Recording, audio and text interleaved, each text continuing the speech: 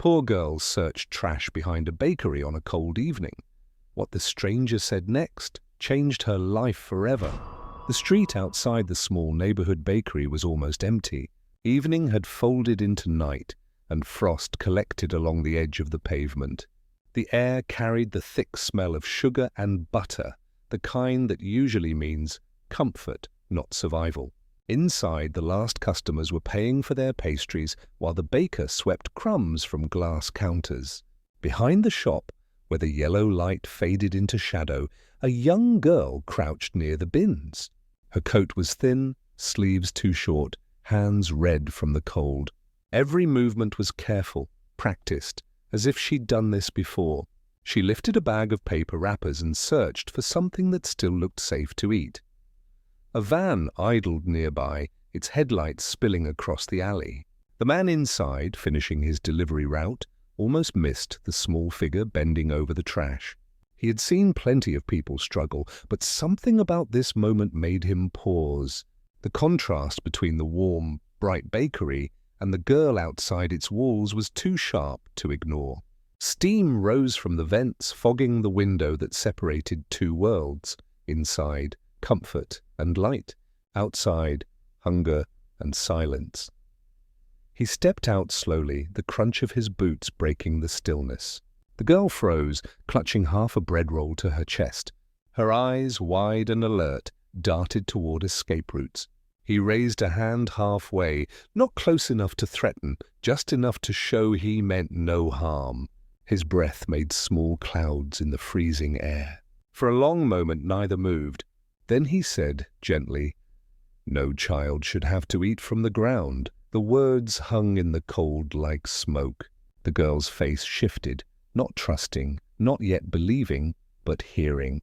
It was a line he hadn't planned, a truth that had waited years to escape his throat.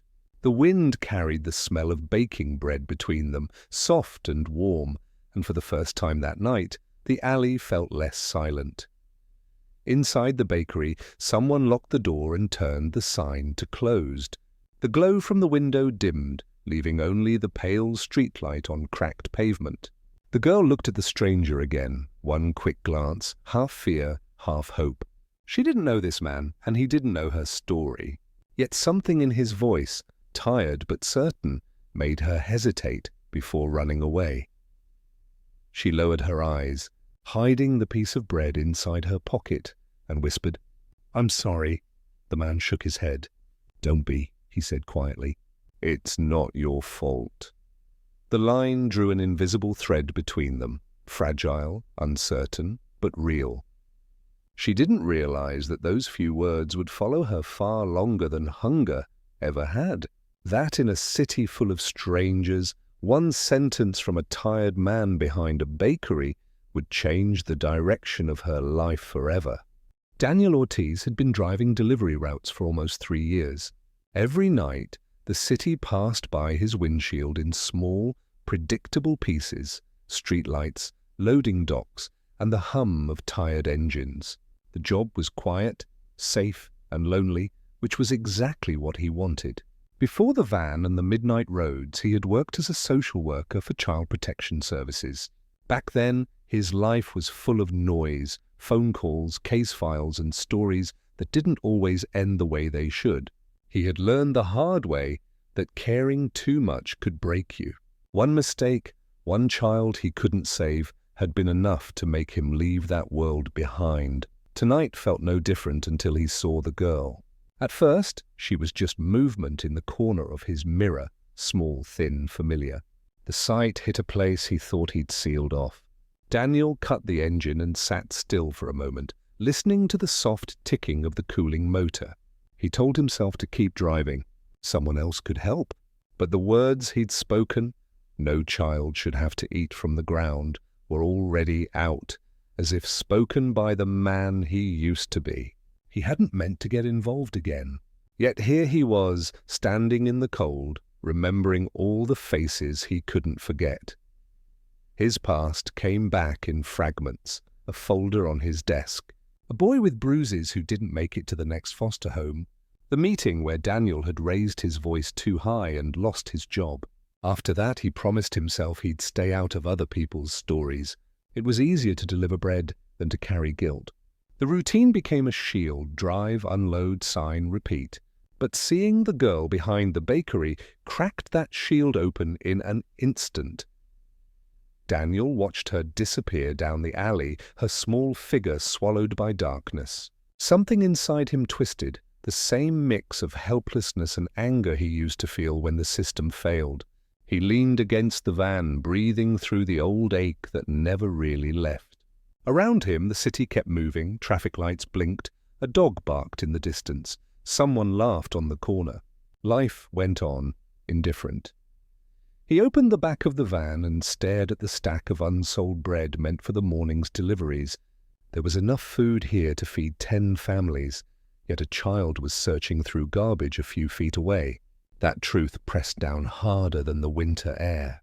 Daniel rubbed his forehead and sighed. He knew he could walk away, pretend it wasn't his problem, but the words he'd spoken had already tied him to her story. He couldn't explain it, but he understood that moment wasn't random. It was a reminder. The job had given him distance. Now it was giving him a second chance. As he closed the van door, Daniel realized that silence no longer felt peaceful. It felt like running. Leela Khan had stopped believing in luck a long time ago. At 10 years old, she understood more about hunger and responsibility than most grown-ups.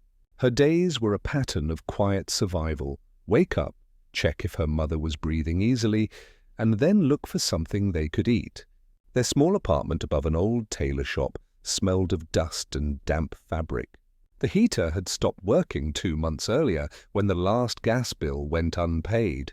Frost gathered on the inside of the windows like a warning. Her mother, Fatima, had once worked in the garment factory down the road. The pay was low, but it was enough to keep them warm and fed. When the factory closed after the owner moved production abroad, the women were promised their final wages. Most never received them.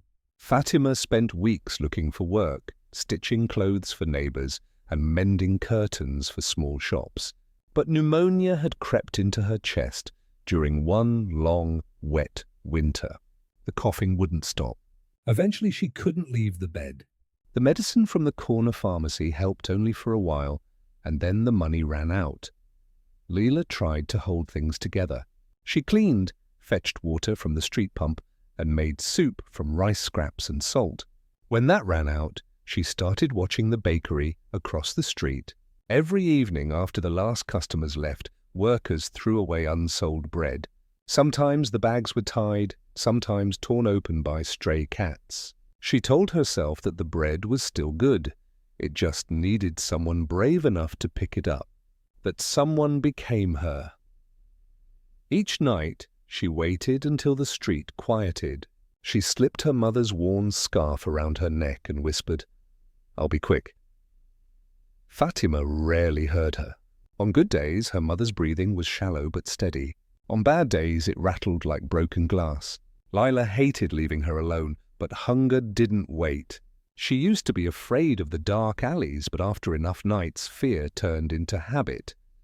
At school, she'd once been a top student, the girl who read fast and loved to draw. Now she hadn't attended in months. The principal had sent letters, then stopped. Her friends moved on. Lila's world shrank to the 4 walls of their apartment and the smell of bread that never belonged to her. That evening, when Daniel saw her behind the bakery, she wasn't looking for pity. She was looking for dinner. Every step, every search through torn paper bags was driven by a single hope: to bring home something her mother could eat without coughing too hard. She didn't know that someone was watching, or that this small act of desperation was about to change everything. To her, it was just another night. Another quiet promise whispered to the dark. Just one more loaf and we'll be okay. Daniel waited by the van, unsure whether to follow the girl or leave her be. His instinct said to approach gently, without making her feel trapped. The night had grown colder, and small flakes of snow drifted down through the light of a street lamp. He reached into one of the delivery boxes and pulled out a warm croissant still sealed in its wrapper. Then quietly, he walked toward the alley. Lila froze when she heard his footsteps. Her hand tightened around the edge of the trash bin. For a second, Daniel thought she might run, so he stopped several feet away. "It's okay," he said, voice calm and low. "You don't have to be scared." She didn't answer, only stared at him, ready to bolt. The wind lifted a strand of her hair, and Daniel saw her face clearly for the first time, pale skin smudged with dirt, lips dry, eyes far older than her years. He knelt slightly to make himself smaller, holding out the croissant. "You can take it if you want. It's fresh, I promise." The girl's eyes flickered between the pastry and his face. "I don't have any money," she whispered. "You don't need money," Daniel said. "Everyone deserves to eat." For a long moment, neither moved. The alley hummed with the sound of distant traffic and a leaking pipe. Lila's stomach growled softly, betraying her hunger. She stepped forward, cautious, and took the package with trembling hands. Instead of ripping it open, she held it close, studying the stranger who had offered it. "Thank you," she said, voice barely a breath. Daniel smiled faintly. "You're welcome." He didn't ask questions. He'd learned that sometimes the safest way to help was not to pry. He sat down on the curb, keeping a respectful distance. "It's warmer here," he said. "You should eat before it gets cold." Lila hesitated, then unwrapped the croissant. The smell was rich and buttery, and when she took a bite, her shoulders relaxed slightly. It was the first real food she'd tasted in days. Daniel watched, careful not to make her uncomfortable. "Do you live nearby?" he asked softly. She nodded but didn't elaborate. "With your parents?" he added gently. "Just Mama," she murmured. "She's sick." Daniel's throat tightened. "I'm sorry to hear that." Lila looked at him, uncertain why this stranger cared. "I'll bring the wrapper back tomorrow," she said suddenly, as if a promise would make it fair. Daniel shook his head. "Keep it," he replied. "You can bring a smile instead." The girl blinked, confused but touched by the kindness. She wiped her mouth with the back of her hand and whispered, "Good night." Then she slipped into the darkness, her small figure fading between the buildings. Daniel stayed there for a while, the smell of sugar and frost mixing in the air. He didn't know her name, but he knew the moment wasn't over. Somewhere inside him a switch had turned back on. The next evening, Daniel parked his van beside the same bakery, uncertain if the girl would return. He told himself it was just curiosity, yet he'd prepared a small lunch bag anyway, sandwiches, a bottle of milk, and a folded napkin with her name written on it in black marker, "For you." He had spent half the day debating whether to use her name at all. Writing it down felt personal, almost like claiming responsibility. But when night fell and she appeared again, rummaging through the bins with her scarf pulled high, he was glad he had. "Hey," he called softly. Lila startled, then relaxed when she recognized him. He held out the bag, keeping the distance she seemed to prefer. "You came back," he said. "I said I'd bring the wrapper," she replied shyly, clutching the old croissant paper in her fist. Daniel smiled. "Then let's call it even." She hesitated before taking the new bag, peeking inside like it might vanish. The smell of peanut butter and fresh bread made her eyes shine. They sat in silence for a few minutes while she ate. Daniel noticed how neatly she chewed, how she folded the napkin after every bite, as if being careful not to offend. "How's your mum doing?" he asked finally. Lila's voice dropped to a whisper. "Still sick. I tried to make her tea, but the water heater broke." Daniel nodded slowly. "That's tough. Does anyone help you?" She shook her head. "Mama says people forget the poor." The honesty in her tone stung. Daniel wanted to say the right thing, something that wouldn't sound like pity. He looked down at his hands and said quietly, "You shouldn't have to do this alone." Lila stared at him, uncertain what he meant. "What else can I do?" she asked. "We don't have money, and Mama says not to beg." He took a slow breath. "Then promise me something," he said. Promise you won't go through trash again. I'll make sure you have food." Her face tightened. "Why would you do that?" Daniel met her eyes. "Because I mean it. No child should have to fight the world for dinner." He didn't have a plan, only conviction. But the look she gave him was a mix of disbelief and yearning. "You really mean it?" she asked. "Yes," he said firmly. "I don't break promises." Lila's hands trembled as she closed the bag. For a long moment she studied him like someone testing hope for cracks. "Okay," she whispered. "I promise too." Daniel exhaled slowly, realizing how heavy a simple vow could feel. Behind them, the bakery lights turned off, and the street slipped back into silence.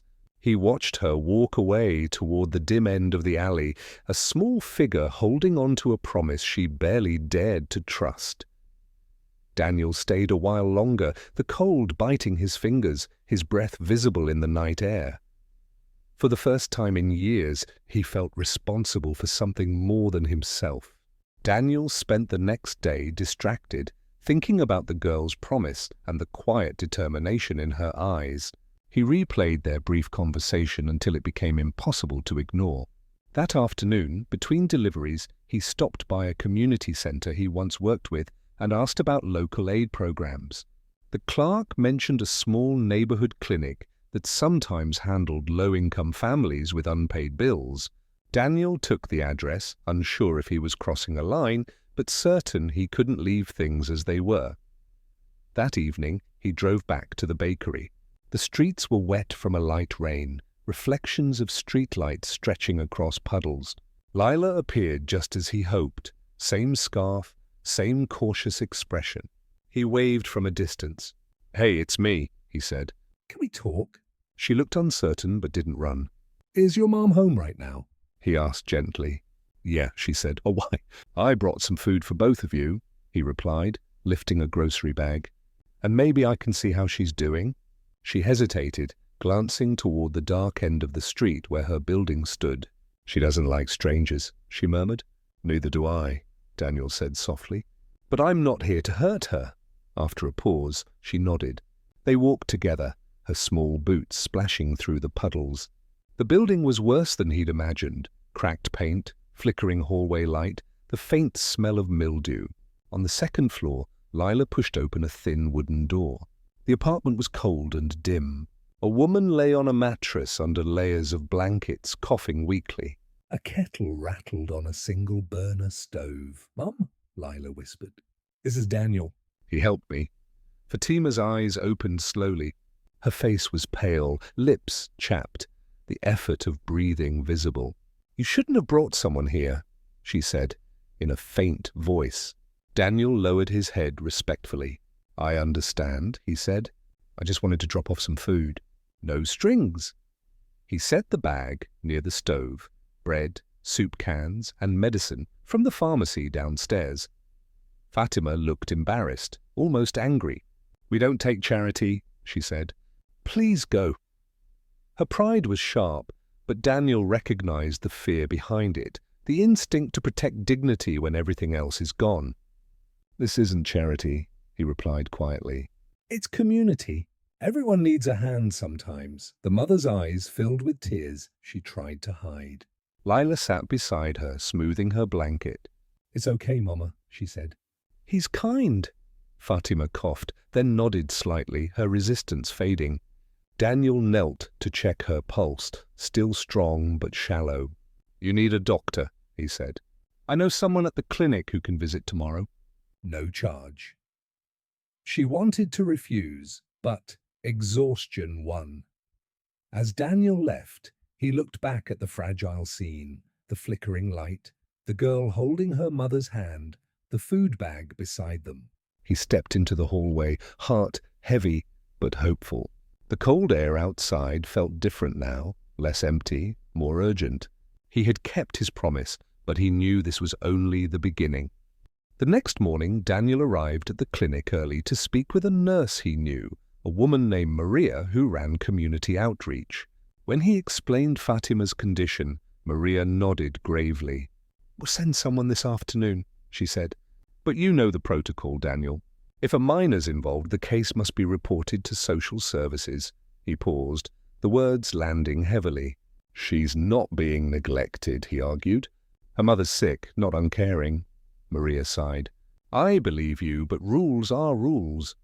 By evening, the nurse had visited the apartment. She brought antibiotics, checked Fatima's vitals, and filled out the required report. Within 24 hours, a social worker appeared at their door. The woman was polite but detached, her tone the practiced neutrality of someone who has seen too much. She asked questions in rapid order. "How long has your mother been ill? Do you attend school? Who's been providing food?" Lila sat silently, eyes downcast. Fatima tried to answer, but each word triggered another cough. Daniel stood in the corner, feeling like an intruder in the very situation he had created. The social worker turned toward him. "And you are?" she asked. "A neighbor," Daniel said quickly. "I brought food." She raised an eyebrow, writing something in her notes. "A neighbor who knows the clinic staff by name?" Her tone carried suspicion. Daniel's pulse quickened. "I used to work in social care," he admitted. "Old habits die hard." That confession changed everything. The woman closed her folder with a soft snap. "Then you understand boundaries," she said firmly. "You should have reported this directly instead of involving yourself." Daniel clenched his jaw but stayed calm. "If I'd reported it, the girl might have been taken away before anyone helped them. I just wanted to make sure they were safe." The worker's expression didn't soften. "Intentions don't change policy," she said. "We'll conduct a home assessment tomorrow." Fatima reached for her daughter's hand, panic flickering in her tired eyes. "They're not taking her, are they?" she whispered. "No one's taking anyone," Daniel said quickly, but his voice betrayed uncertainty. After the official left, the apartment felt smaller, colder. Lila sat on the floor, hugging her knees. "Did I do something wrong?" she asked. Daniel knelt beside her. "No, you didn't. Sometimes adults make things complicated when they're trying to help." Fatima stared at the door, her face pale with worry. "They'll think I can't care for her," she murmured. "They'll send her away." Daniel wanted to promise that wouldn't happen, but he couldn't. Later, as he walked back to his van, frustration burned in his chest. He had done everything right, followed procedure, found help, stayed honest, and yet it felt like the system was punishing them all for trying. He looked up at the night sky, grey and clouded, and muttered to himself, "Maybe that's why people stop caring. They're tired of paperwork standing in the way of mercy." The sound of traffic swallowed his words, but the thought stayed. Tomorrow would decide what came next. The next morning arrived heavy with tension. Daniel hadn't slept. He parked a block away from Lila's building, watching the grey light creep across the rooftops. The home assessment was scheduled for 9. By 8:30 his heart was already pounding. He didn't trust the system to see what he had seen, the love in that tiny apartment, the effort behind every breath Fatima took, the strength in the way Lila kept their worlds stitched together. When he reached the door, he heard coughing inside. Lila opened it, pale and worried. "They're coming soon," she said. Fatima was propped up on the mattress, trying to look composed, a borrowed shawl wrapped over her shoulders. The antibiotics had helped, but barely. "We'll be fine," she whispered, more to herself than to anyone else. At exactly 9, the social worker arrived with a clipboard and a uniformed officer for safety protocol. Daniel felt the air leave his lungs. "This is standard procedure," the woman said flatly.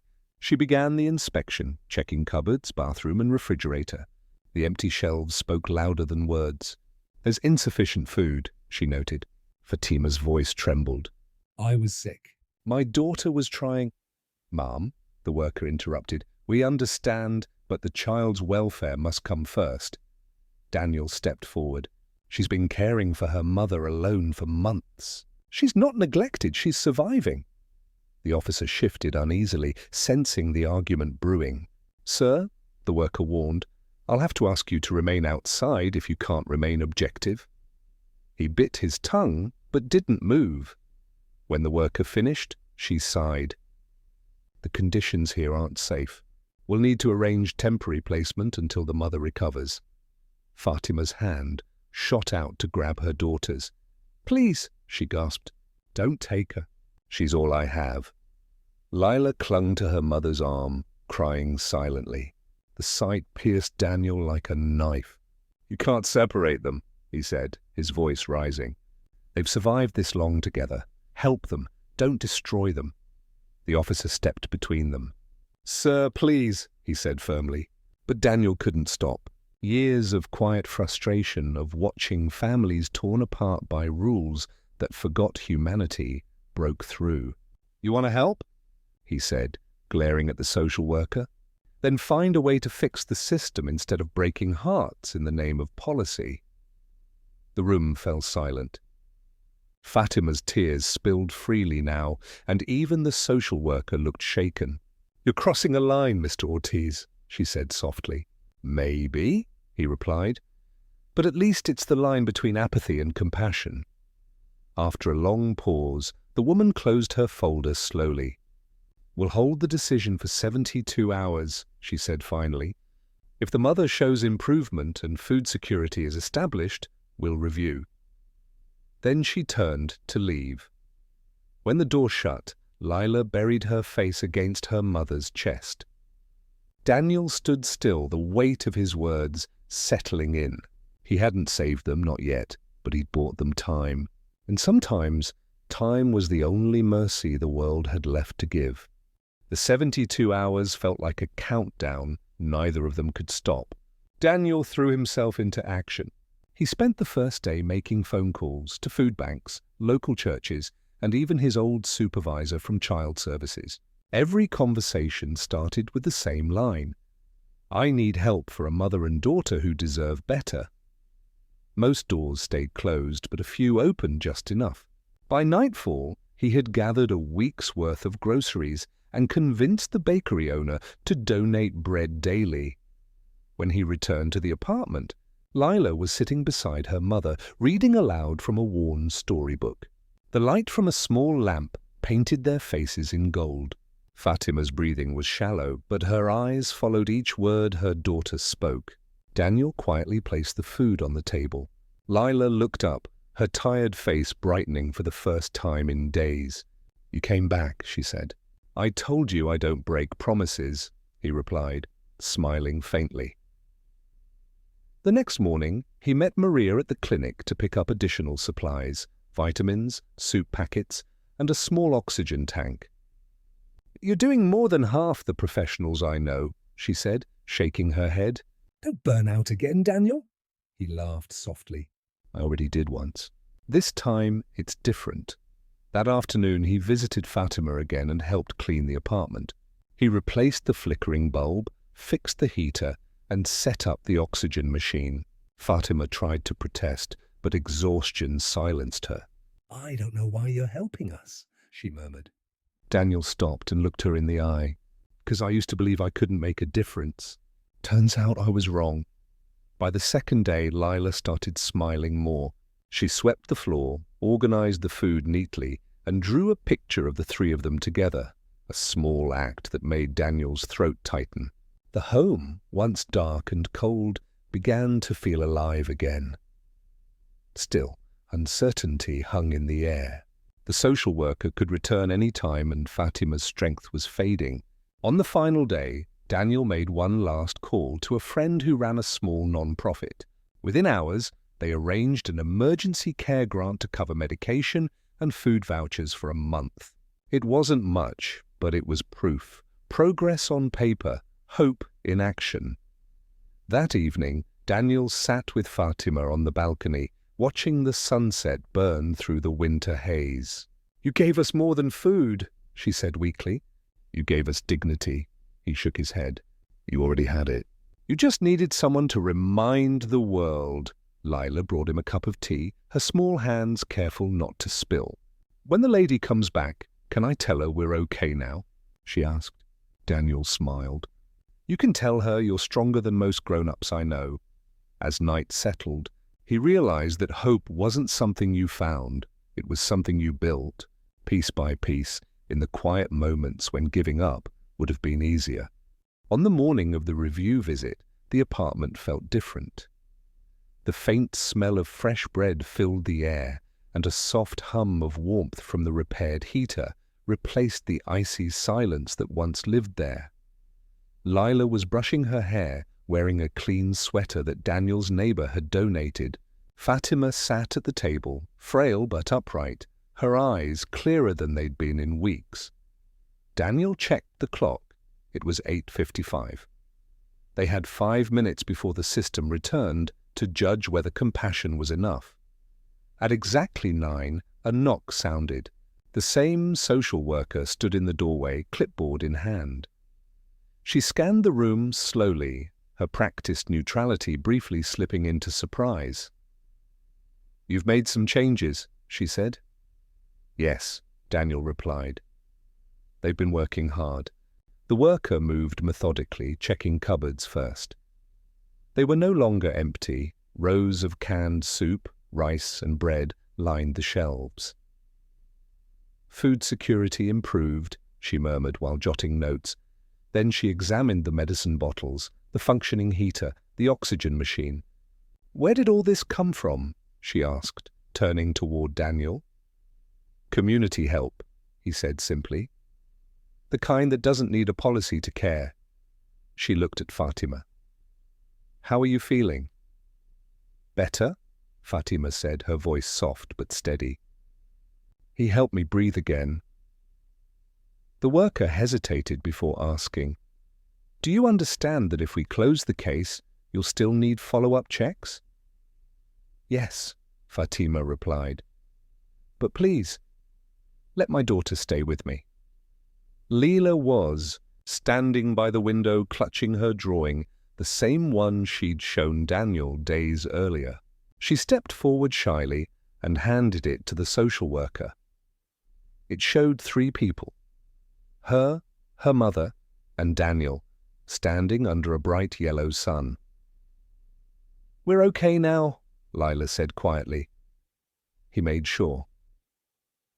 The woman studied the picture for a moment, then smiled faintly, something rare for her profession. "You're a brave girl," she said.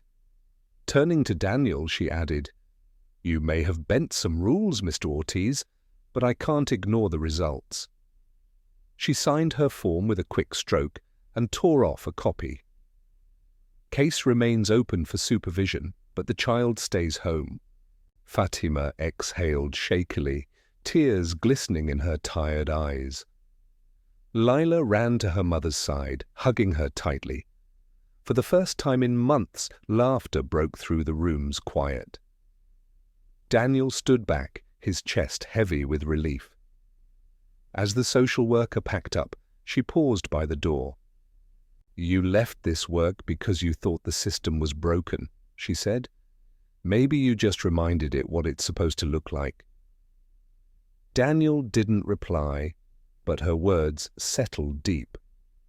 When the door closed, Fatima reached across the table and squeezed his hand. "You didn't just save us," she said. "You reminded me that kindness still exists." Daniel looked at Lila's drawing on the wall and smiled. "No," he said softly. "You both reminded me that it's worth trying again." Winter melted slowly that year. The city that once looked grey and distant now shimmered with small signs of change, fresh snow turning into running water, morning lights spilling across rooftops, and the smell of bread drifting through open bakery doors. For the first time in months, Daniel drove his delivery van without feeling like he was running away from something. Each route passed the same corners, the same cracked sidewalks, but they no longer felt lifeless. They felt lived in, real, hopeful, imperfect. He stopped by the bakery one morning and saw Lila through the window, standing beside the counter. She was helping stack bread into paper bags, her hair tied neatly, a faint smile on her face. The bakery owner, Mrs. Patel, waved Daniel inside. "Your little friend's been helping here after school," she said warmly. She insists on earning her own bread. Daniel chuckled. That sounds like her. Lila turned and grinned when she saw him. Mama said to thank you again, she said. She's getting stronger every day. They sat on a bench outside afterward, the early spring air still crisp. Do you still drive the van? Lila asked. Every day, Daniel said. But it feels different now, feels like I'm delivering more than bread. She nodded thoughtfully. I think you deliver hope, she said, her tone matter of fact, like she was stating a truth too obvious to question. Daniel smiled quietly. That afternoon, he visited Fatima again. She was sitting by the window, sewing clothes for neighbors, her hands steady, her eyes bright with quiet pride. The clinic offered me part-time work, she said. I think we'll be okay now. Daniel nodded. You already are. On the wall above her bed hung Lila's newest drawing. The same 3 figures, but now the colors were brighter, the house larger, the sun wider. Weeks passed. Lila returned to school, her grades climbing back to where they once were. Every Friday, Daniel stopped by the bakery for coffee, and Lila would wave at him through the glass. Sometimes she slipped him a fresh loaf and whispered, "For helping Mama." He always pretended it was a fair trade. Daniel began volunteering again, helping other families navigate the maze of paperwork that once defeated him. He didn't have a badge anymore, but he had something better: clarity. The system isn't broken, he told Maria one afternoon. It just needs people who remember why it exists. She smiled knowingly. Looks like you found your way back. That evening, Daniel parked his van beneath the same streetlight where he'd first seen Lila. The memory felt like a lifetime ago, a little girl in a torn scarf, a man too tired to care. Now, both had changed.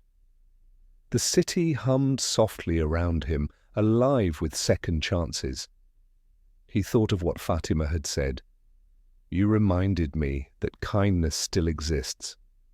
He whispered back to the night, so did they. And for the first time in years, Daniel Ortiz didn't feel alone. The story didn't end in a courtroom or a hospital. It ended in the quiet rhythm of ordinary days, the kind where the world doesn't change in grand gestures but in small, persistent acts of goodness. The kind of days Daniel had once stopped noticing. Now he woke each morning, knowing that what he did mattered, even if no one ever saw it. He had learned that saving someone didn't always mean carrying them. Sometimes it just meant standing beside them until they could walk again. Lila became a symbol in the neighborhood, a reminder of resilience that grew out of scarcity. People at the bakery started leaving extra loaves near the back door for others who might need them. Fatima, now strong enough to sew full days, made warm scarves for anyone who came asking. And Daniel, the man who once believed he had failed the world, quietly became its proof that empathy was never wasted. He often thought about that first night behind the bakery. The smell of sugar, the frost in the air, the look in Lila's eyes when she didn't trust hope yet. That moment had rewritten his life. Not because he rescued her, but because she gave him back the part of himself that believed in people. She taught him that kindness isn't a transaction. It's a decision you make again and again. Even when the world doesn't reward it. Sometimes. While driving his route through the sleeping city, he'd see others, men and women walking home late, faces tired but alive, and he'd wonder what invisible battles they were fighting. He never honked, never called out, but in his heart, he wished them the same grace life had shown him, a chance encounter that turns despair into direction. Years later, when asked why he still worked the same delivery job, Daniel would smile and say, "Because it keeps me close to the people who remind me why I started." And on Christmas Eve, he always drove past that bakery.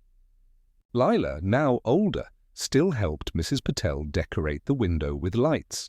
Each year, she saved one small pastry and placed it near the back door, not as charity, but as a silent message to whoever might need it most. It said, "Someone once saw me when no one else did." The lesson lingered longer than the season. That compassion, when given freely, doesn't disappear, it multiplies. That the smallest kindness can ripple outward, touching lives we'll never know.